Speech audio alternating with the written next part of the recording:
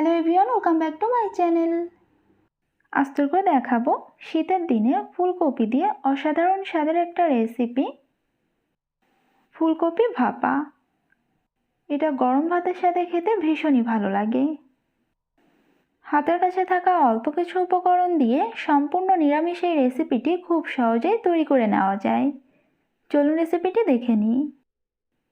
রেসিপিটি তৈরি করার জন্য প্রথমে আমি একটা মশলার পেস্ট তৈরি করে নেব। তার জন্য এখানে একটা বাটির ভেতর আমি নিয়ে নিচ্ছি প্রায় 2 টেবিল চামচ পোস্ত দানা, 1 টেবিল চামচ কালো সর্ষে, 2টো কাঁচামরিচ আর সামান্য একটু লবণ দিয়ে দিচ্ছি। এখন এই সব কিছু একসাথে একদম মিহি করে বেটে নেব। এদিকে চুলে একটা প্যানের ভেতর আমি নিয়ে নিচ্ছি 1 টেবিল চামচ তেল। তেলটা ভালোভাবে গরম হয়ে গেলে এই তেলের ভেতর একটু লবণ দিয়ে দিচ্ছি আর একটু হলুদের গুঁড়া দিয়ে দিচ্ছি। এটা একটু নেড়ে চেড়ে নিচ্ছি।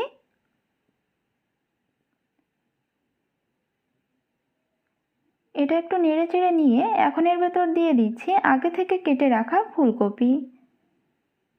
এখানে আমি একটা ছোট সাইজের ফুলকপি নিয়েছি।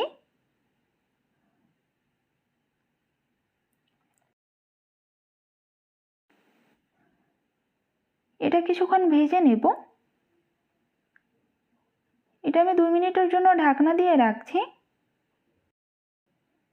প্রায় 2 মিনিট পর ঢাকনাটা সরিয়ে নিচ্ছি।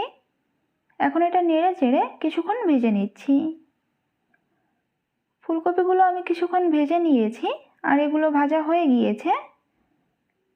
এখন এটা আমি অন্য একটা পাত্রে উঠিয়ে রাখছি। এখানে আমি একটা ঢাকনাযুক্ত বাটি নিয়ে নিয়েছি। আমি প্রথমে যে মশলার পেস্টটা তৈরি করে নিয়েছিলাম সেই পেস্টটা এর ভেতর নিয়ে নিচ্ছি।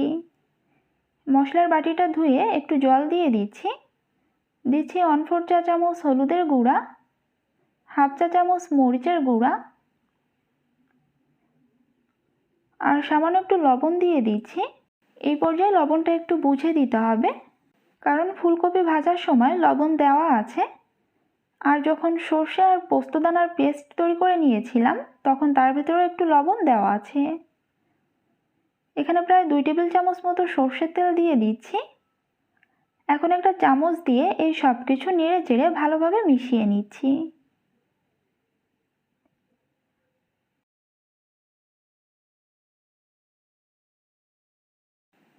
এই মশলাটা ভালোভাবে মিশিয়ে নেওয়া হয়ে গেলে এখন এর ভেতর দিয়ে দিচ্ছি আগে থেকে ভেজে রাখা ফুলকপিগুলো।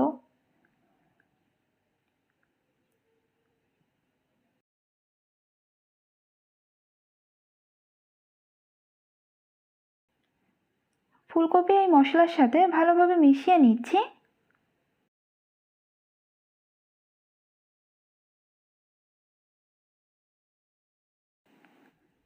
এখানে একটা কাঁচামরিচ দিয়ে দিচ্ছি।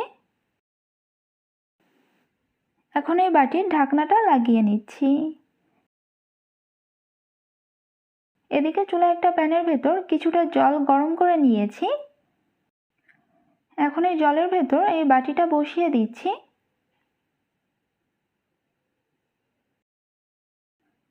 এটা ঢাকনা দিয়ে মিডিয়াম আঁচে 15 মিনিট ভাপিয়ে নেব।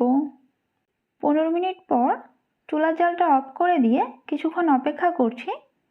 এটা একটু ঠান্ডা হয়ে গেলে এটা চুলা থেকে নামিয়ে নেব। এই পর্যায়ে এটা অনেক বেশি গরম হয়ে আছে। কিছুক্ষণ পর বাটির ঢাকনাটা উঠিয়ে নিচ্ছি। এটা একটু সাবধানে নেড়ে চেড়ে নিচ্ছি। রান্নাটা কিন্তু একদমই হয়ে গিয়েছে। খুব সহজে তৈরি হয়ে গিয়েছে আমাদের আজকের রেসিপি ফুলকপি ভাপা। নিরামিষ দিনে এই রেসিপিটি কিন্তু আপনারা খুব সহজে তৈরি করে নিতে পারেন। রেসিপিটি ভালো লাগলে ভিডিওতে একটি লাইক দিবেন আর চ্যানেলটি সাবস্ক্রাইব করে পাশেই থাকবেন।